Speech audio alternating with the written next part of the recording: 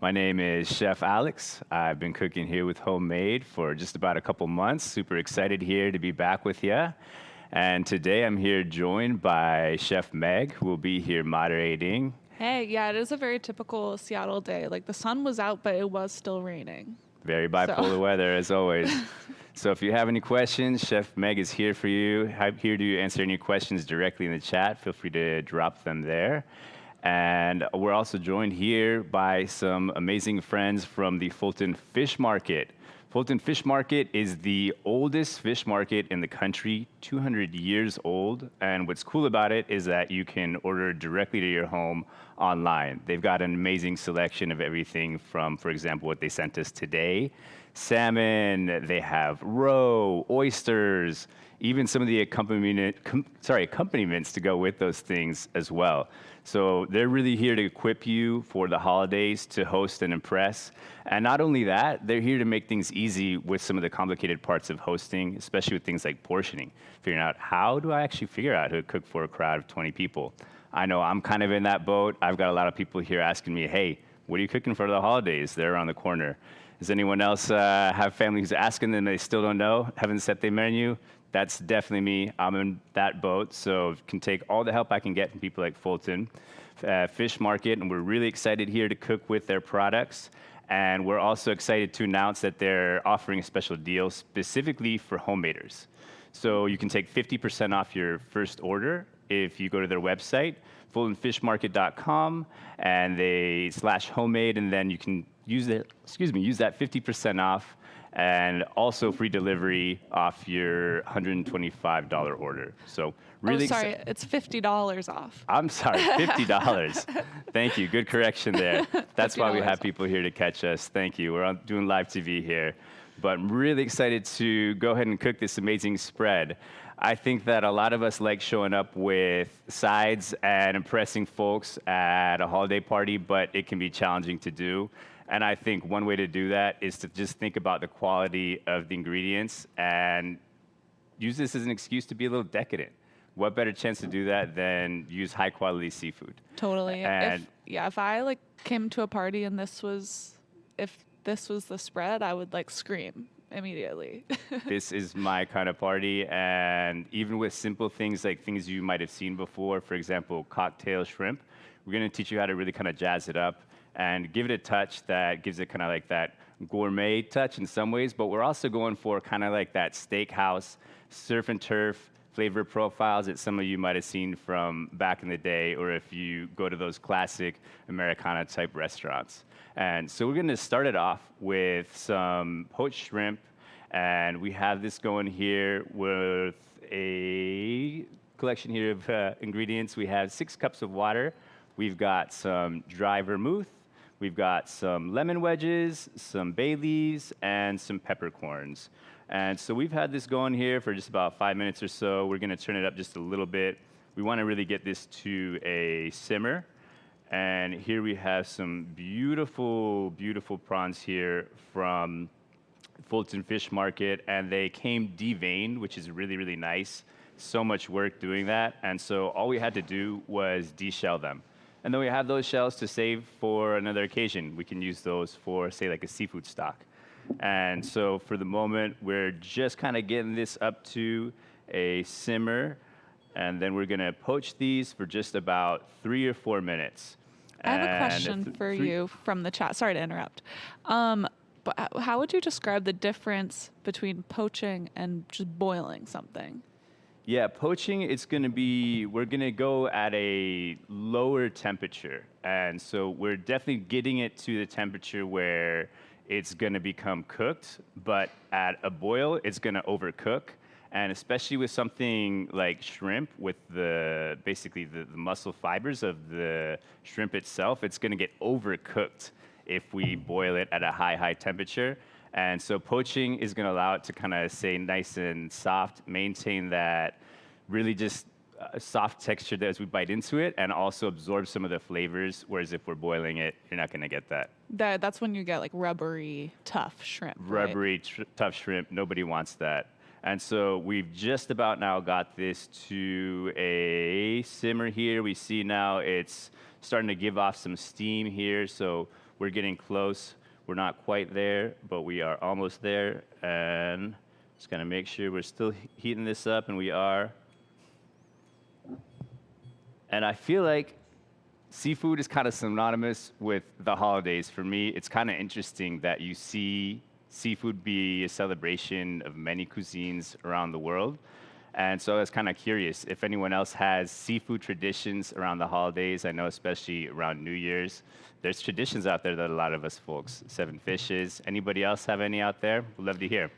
I always have like bagels and lox as like a holiday brunch kind of thing, like Classic. with all the toppings and everything. Like that's one of my faves.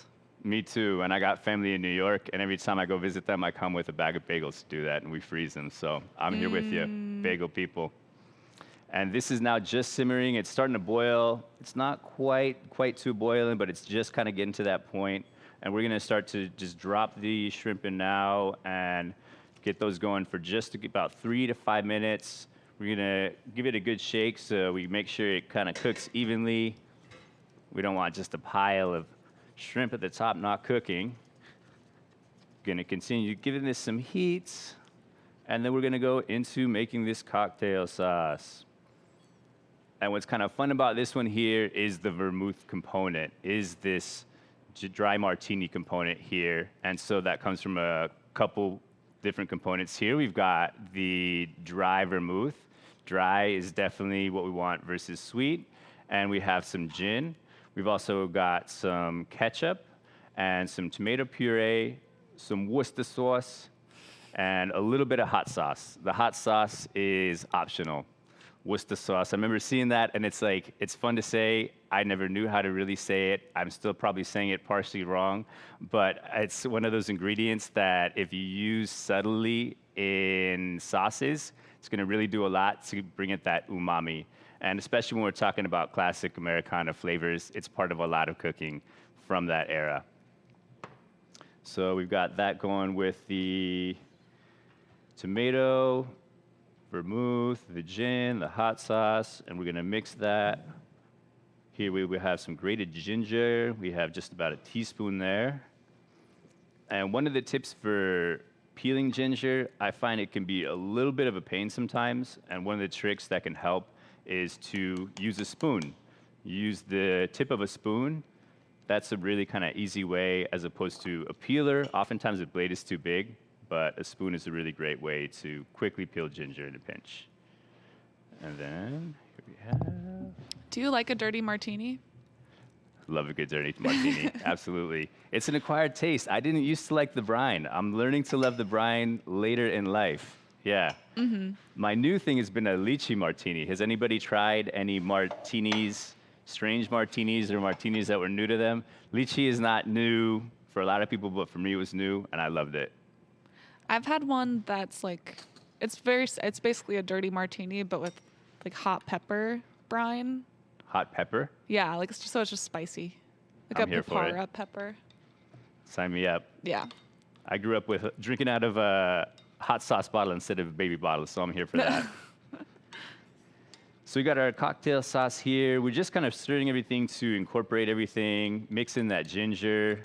Looks like it's just about there, and the shrimp is cooking quite a bit, and so we're gonna kind of turn it down with a temp. We don't want it to really boil, and we're gonna leave it there for just about another minute, but it's just about there. And we're gonna make sure that we get that off the heat pretty quickly because we don't want it to overcook. Again, get that rubbery texture. And so this is just kind of at a simmer now. I turned it down. We don't want it to boil, but you can really smell a lot from the citrus. The citrus is doing a lot of the talking with these smells.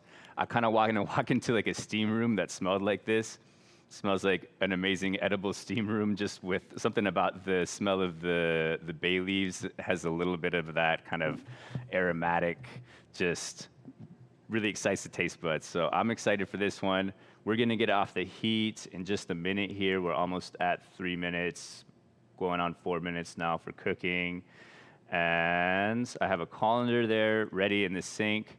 That's one of those things that you kind of always forget as you're beginning cooking is how do you think about a process backwards backwards all the way to the beginning? Basically, how do I set myself up for success in the end?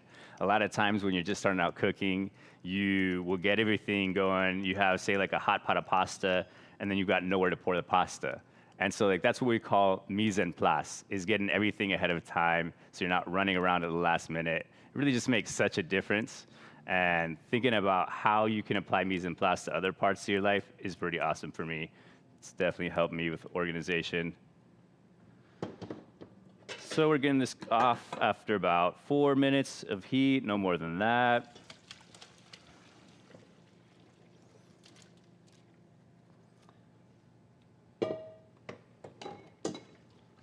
And then I've got this colander here, which I will let chill over a bowl.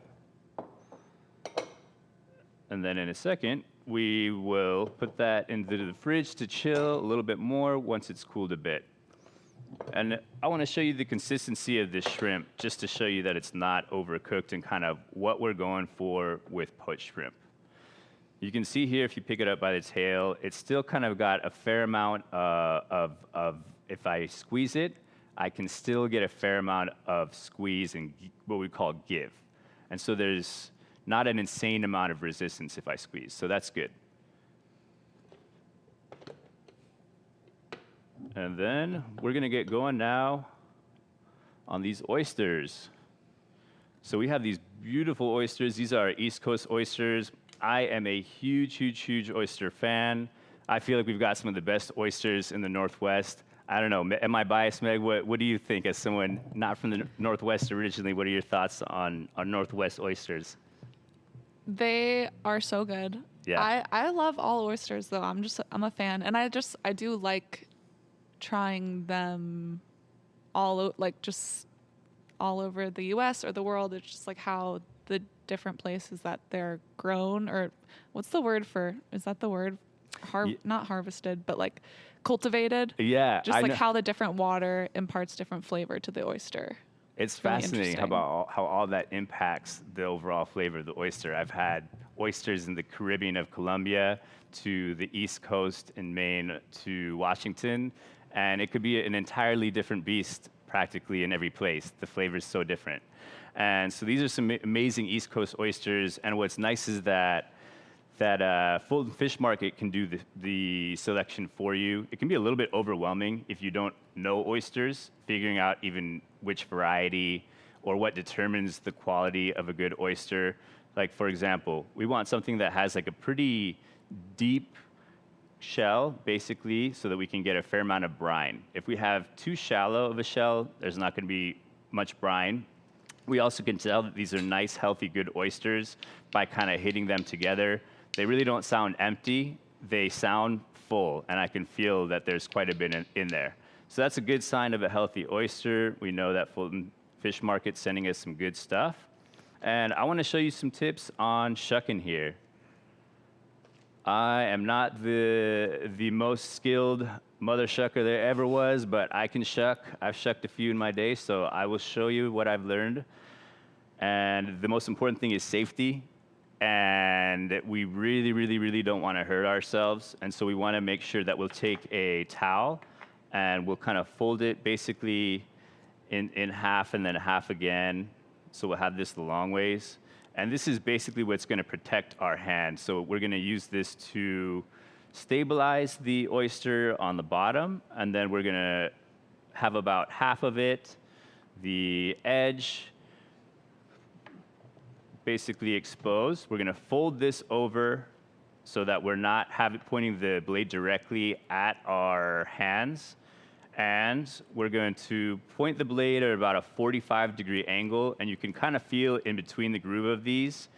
You can kind of feel where it doesn't go any further. Once you get to that point, you're going to continue pushing down, but you're also going to wiggle from back and forth. You're going to move the shucker basically from side to side as you're pushing down at a 45-degree angle. So I'm pushing down, and then you can hear and feel once I've got it cracked open, at which point I feel like the easiest thing is to pick it up and just continue sliding along the top, right? And then at this point, what we need to do is just to remove basically from the bottom stem and flip it if you can. And that's the part, it depends on the oyster. It's not always easy to do and make them look pretty. So you don't have to do that. That's optional. But we really want to make sure that we don't lose too much of that brine. That amazing brine is what makes oysters taste so good. And the reason for that is because they process and drink an insane amount of seawater. It's gallons and gallons and gallons and gallons and gallons. And so they literally are doing just that. They're brining themselves and giving them an amazing umami flavor that is going to be kind of like that salty flavor of the ocean in some ways, but there's a lot more than that too. For anybody who's interested in oysters, one of my favorite books is called Consider the Oyster by M.K. Fisher, and it's basically like a love poem to oysters. It was written in the 40s, and it's basically about all of the amazing applications of oysters, why in society we're so obsessed with them, and even some like the fun aphrodisiac components she talks about, and then it intersperses recipes. So it's just a really fun book. Consider the Oyster if you like to nerd out about oysters or food in general like me. That's cool. I gotta read that. I'm actually reading another book by her right now. Nice. Let me know. And the fun thing about that one is that you can read it in a day. It's like, I don't know, maybe 80 pages long. So really fun, just afternoon read. You'll have to let me know what you think, Meg. Can you tell us about your little, like your setup, where you're putting the oysters so people can see? Yeah, here we have. This is basically just the tray that we're gonna put in, and we have some ice cream salt laid down. This is the same tray that we're gonna put down and broil. And so we're gonna put this tray. We want to make sure that we're not spilling the brine, and so we're basically like, if we need to, move the salt around to kind of position the oysters so that the brine is still standing there, because again, that's going to help flavor the dish. And so I've got here, I believe we got a dozen, 2, 4, 6, 8. We're gonna need a couple more here, but we're almost there. And then we'll get that going in. We're gonna then start to get going with these toppings, the Caesar salad toppings.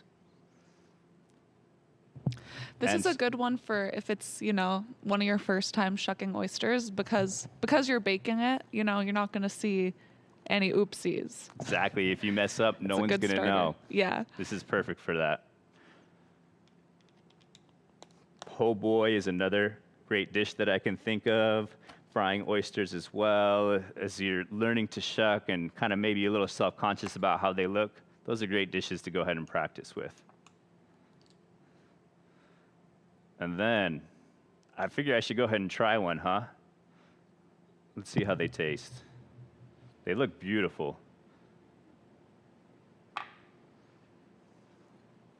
Salud. Salud.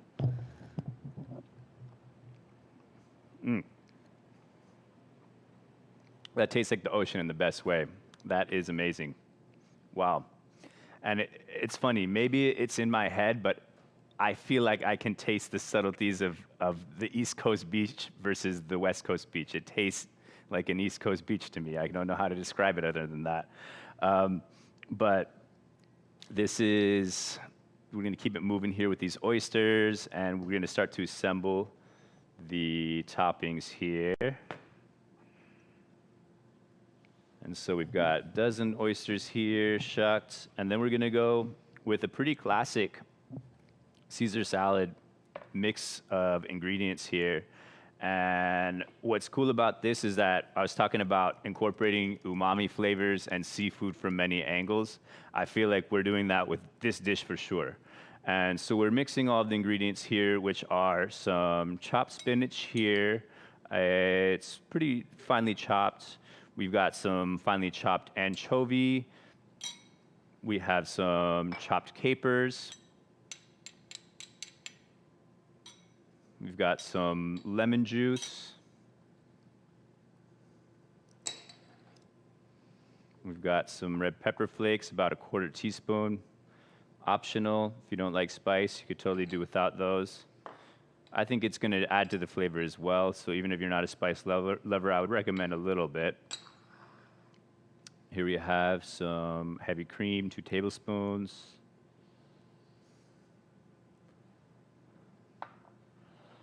Here we have some grated Parmesan. We're going to kind of give that a good mix till it's incorporated with the Dijon there. And then we're going to go ahead and top. What's nice about this one is that it's pretty quick. I had to chop up these ingredients, which, yeah, took a few minutes. But by the time you have these shucked, it's really just popping them in the broiler for a few minutes, and then we're ready to eat. And so as I'm making this Caesar salad topping here, which will go on top of each oyster, we're going to then dive into the breadcrumbs.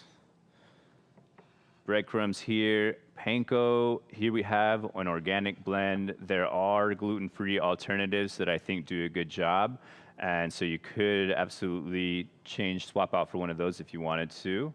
And we're going to go ahead and mix here the panko that has some seasoning. We've got some salt and pepper in there. We've got some minced garlic, about a teaspoon. We've got some lemon zest, about half a teaspoon here. We have some Parmesan, because who doesn't love cheese? And I think this is one of those things that's going to add to that umami flavor too. Parmesan also has a little bit of that as well. We're going to mix, make sure it's well incorporated, especially with that lemon zest. We really want to make sure that's well incorporated into everything. Toss, toss, toss, toss, toss, toss.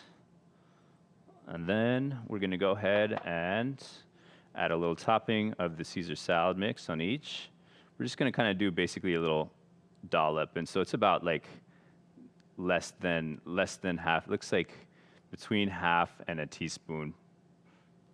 Dollop, dollop. Oh man, I am getting hungry looking at this. Then we're going to keep it going. Dollop, dollop.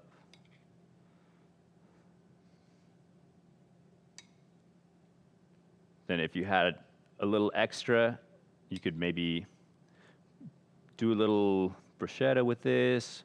What are some other ideas, Meg? What do you think are some ideas for the topping? People have extra. What could you do with this? Ooh, the extra, like Caesar Yeah. spinach. Yeah, maybe just on a little piece of toast. Yeah. Or on I'm here for it. eggs, maybe? Or in my world, on arepa, we make a lot of Colombian corn griddle cakes. I'm thinking that might be pretty good too. And so we're going to go ahead and broil this. And again, we're just broiling this on high for about 3 to 5 minutes. But first, we're going to get our breadcrumbs on. We're going to be pretty liberal. And this is really going to crisp up very, very quickly. And so we're going to get a couple things from this. We are going to get some flavor from the citrus and the seasoning as well. But we're also really going to get a lot of texture. And this is just when you want to think about just the layers that you're going to get from biting into this. And we're going to add some additional layers with some fresh herbs at the end and some garnishes. But for right now, this is going to do a lot of the talking with the flavoring. All right. And it's officially time to broil.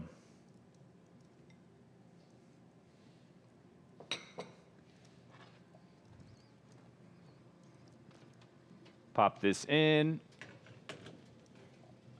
Want to do this on the upper rack so you get as much radiant heat from the top as possible. And we're going to broil that for just about 3 minutes to start. And Meg, if you wouldn't mind setting a timer actually for 3, we'll do it for 4. Okay. And I'll check it before that. But yeah, that's great. And then we're going to dive into the salmon spread here. Looks like my prawns, here we have the shrimp here, are just cooled enough now to put into the fridge. Just want to kind of make them safe to eat, not eat them at room temp, eat them a little bit more chilled.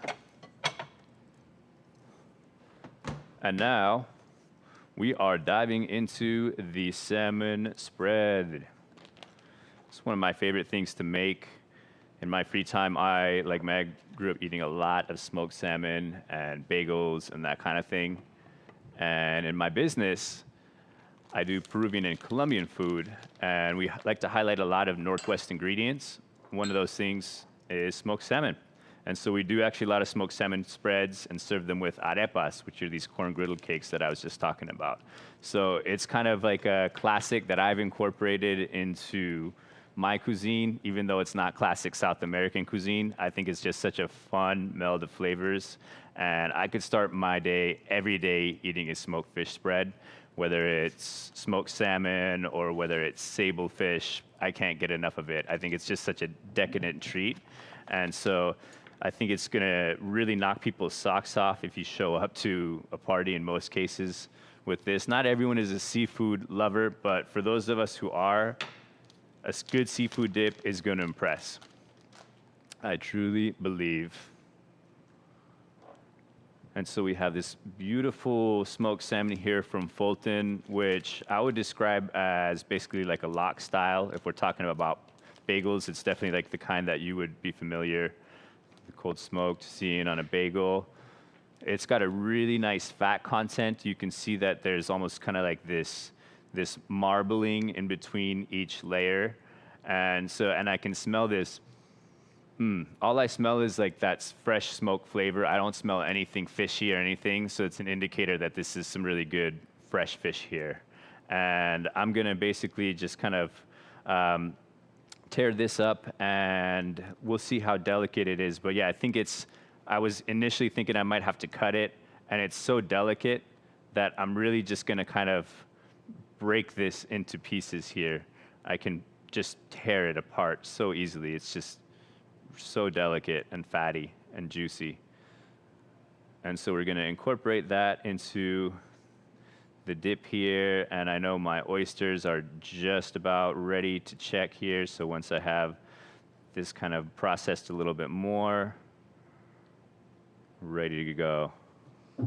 We've got 1 minute left on my timer here. Thank you, Meg, appreciate it. Oh yeah, I wanted to say that the oysters are very similar to, like, if y'all have heard of oysters Rockefeller. I've had that once before, but this is kind of a play on oysters Rockefeller with like Caesar salad spin. Yeah, this is kind of like a more interesting take on the classic, I feel like, in a lot of ways.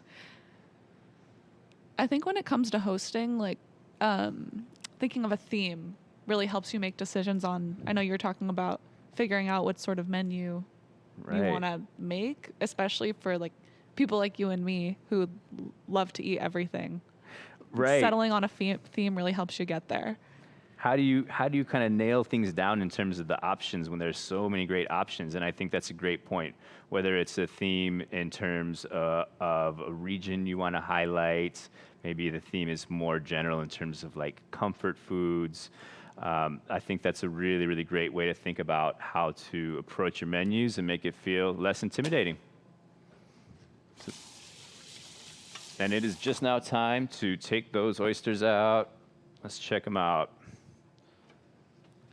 So what are you looking for? We are looking for browning of the breadcrumbs. And that's the main thing, is the indicator. And it looks like we pulled them out just in time with the breadcrumbs. I'll show everybody.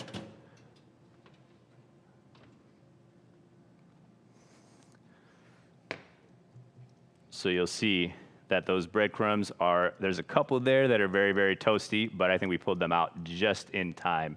And so again, that's why it's always good to check things just 1 minute before the time, especially when you're broiling. Broilers cook at different temperatures, so always be on the conservative side and check things about midway through, or at least two-thirds of the way through. I was being cavalier, but hey, these still looks pretty delicious. Pretty dang nice and golden brown. GBD, as they say in the industry, golden brown delicious. That's kind of the state you want to get a lot of things in terms of when the readiness is, it's color. A lot of the time, especially with oysters, it's very, very easy to overcook them. And so I'm gonna try one, but I think we're pretty much there, cooked all the way through. In the meantime, what we can do is we can get going with this salmon spread.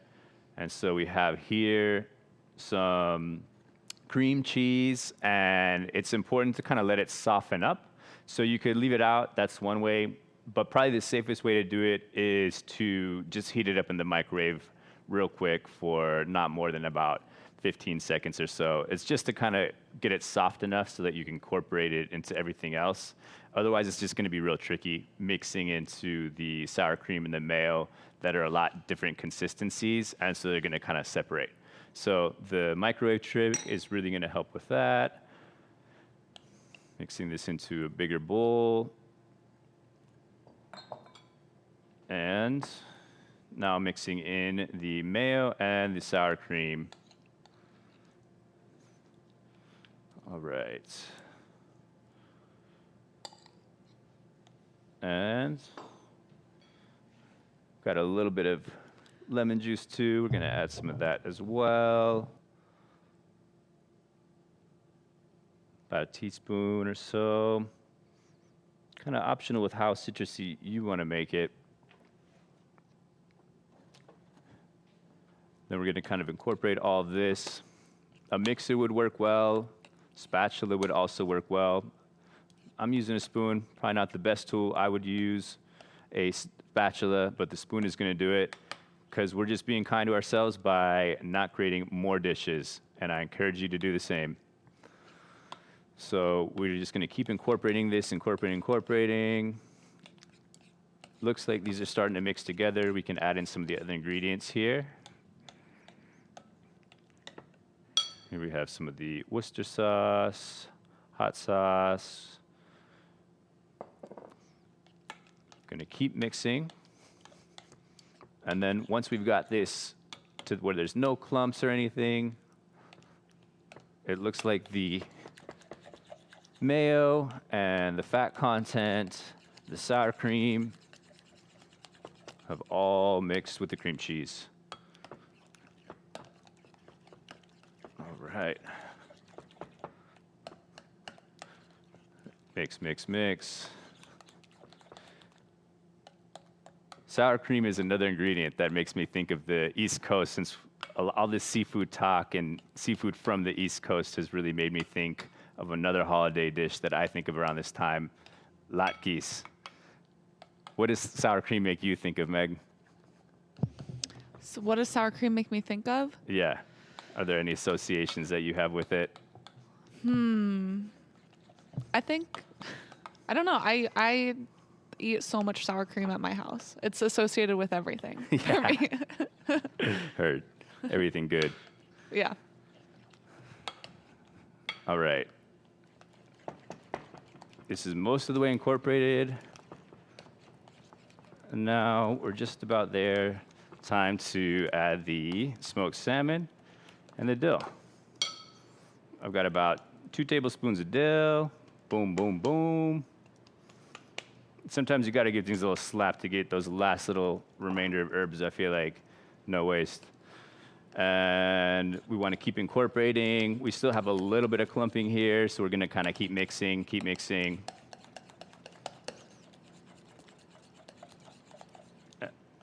And we're going to throw it in the salmon.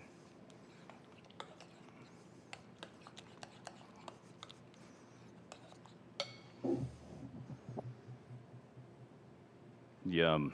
And you can see the ratio of what we're working with here. It's very, very high of salmon to spread. So if you take a dip in here, you're going to get quite a bit of salmon on any given bite, which is what we want. That's how you create happy guests, right? We're not being stingy here with the ratios and ingredients. I think a little salmon roe in this would be really nice too, like little pops of. Yes, please. So we're gonna keep mix, mix, mix, mix, mix, mix. And this is just starting to incorporate. Just about there. And then as we are just finishing this up, what we can do is we can finish the oysters with a little bit of fresh topping. Here we have some fresh parsley. This is partly for color, and partly it's just going to give it a little bit of that bright pop that I was talking about. Layering of flavors.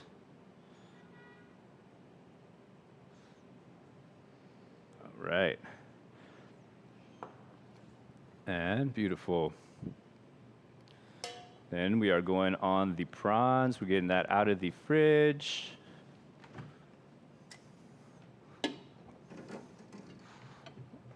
Right. Wow, yeah, if you showed up this to a holiday party and you had every one of these, I can't even imagine. People would be excited, I will tell you that, myself That's a lovely included. gift. Yeah, to your loved ones. Absolutely, The I would be excited. seacuterie. So we're taking out just the shrimp here. We're leaving the other ingredients. And then we're gonna cover them in the cocktail sauce, and then we're gonna serve with some of the lemon wedges, just on the side for people to grab themselves. All right.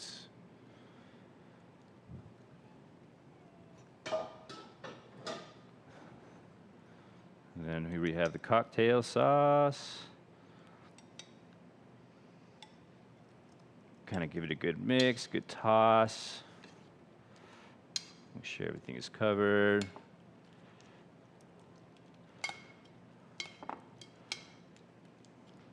All right.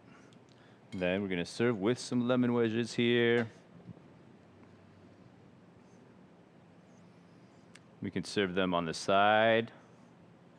We could serve them in the center in a ramekin as well if you want it to be less messy. There's a number of ways to think about creative plating. This is the time for you to be creative as you're plating and think about the presentation.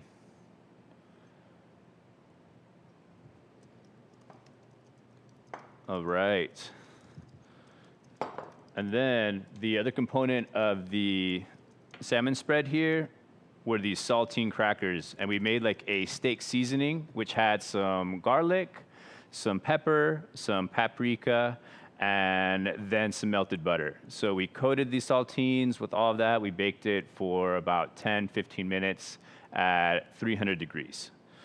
And this, again, going with that kind of classic steakhouse Americana flavor profile here that we're going with. So we're going to kind of continue with that motif. And here I'm serving the salmon. Here we are. Beautiful. And I would even top this with a little bit of, you could do some fresh chives, some fresh dill as well. Give it a little bit of additional color. And then here we have this amazing looking caviar with a very classic kind of juxtaposition of fancy and casual. We have the potatoes chips with creme fraiche and some caviar here from our friends at Fulton Fish Market. Really, really excited to dig in and try this. Looks amazing. Hope that all of you are having fun cooking at home. Hope you show up to some of this with a holiday party and impress your friends, your neighbors, your family.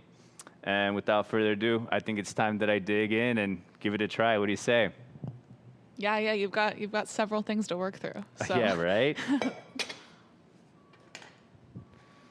Let's start with one of these oysters here.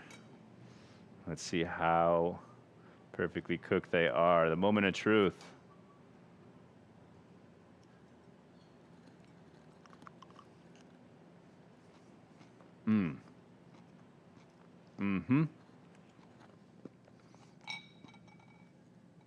The citrus really combined with the brine of the oyster itself and the cheese to give it a lot of that umami pop. Delicious. Diving into these cocktail shrimp here. We got to give it a lemon squeeze. Not complete without that.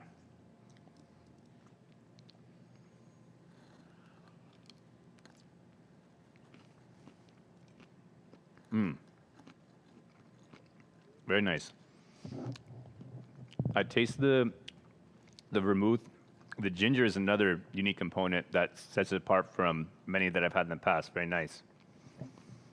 Oh yeah, a couple olives on the plate could send the idea for viewers, or not viewers, but your guests. Yes. Like a little olive on a toothpick, like dirty martini. Olives would do great, absolutely. Even slices, you could do a couple little half pieces and arrange them in a pattern as well. That would really do great things. So I encourage you to get creative with your plating and really think about how you could even the positioning of the plates of all these, just with the colors, the reds, the greens. They really just do a lot to play with each other, and they kind of dance on the plate. And then here we have the smoked salmon spread.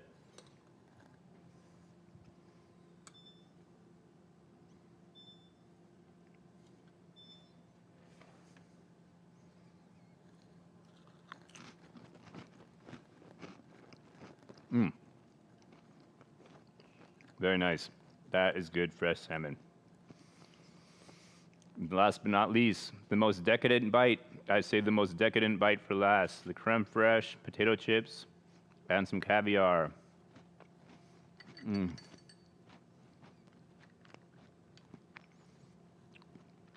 Look at that. It just, the beauty of these little pearls here, just the way they shine, something special. Salute, everybody. Wow. It is a good evening, y'all. So happy to be here. So happy to cook with all of you. Thanks so much to our friends from the Fulton Fish Market for being here. Just want to remind you that you can get $50 off using code HOMEMADE. And there's also free shipping off of an order over $125 off through Fulton Fish Market. Thanks so much, everybody, for coming. Really appreciate it. And looking forward to cooking with you. Our next lesson will be with me tomorrow as well. We're going to do a stuffed puff pastry, pumpkin puff pastry with lamb. Enjoy. Thanks everyone. Bye.